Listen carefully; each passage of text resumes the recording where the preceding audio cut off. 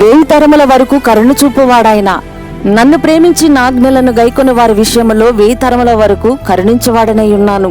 ఇశ్రాయేలీలు 1 కాదు 2 కాదు 430 సంవత్సరాలు ఐగుప్తీయుల క్రింద బానిసలై వారు చేసే వెట్టి పనులను బట్టి నిట్టూర్పులు విడుచుచు మొరపెడితే అది దేవుని వద్దకు చేరినప్పుడు దానిని ఆయన తోసేయక వారి కోసం మోషేను పుట్టించి సమర్థవంతమైన సమర్పణ గల సేవకుడిగా సిద్ధపరిచి ఇశ్రాయేల్ ప్రజలను ఐగుప్తులో నుంచి విడిపించి స్వతంత్రులుగా చేసి పాలు తేనెలు ప్రవహించే దేశానికి నడిపించిన దేవునిని ప్రేమించి ఆయన చెప్పే మంచి మాటల ప్రకారం నడిచే వారి మీద ఆయన కరుణ 1000 తరముల వరకు కొనసాగుతూ ఉంటుంది.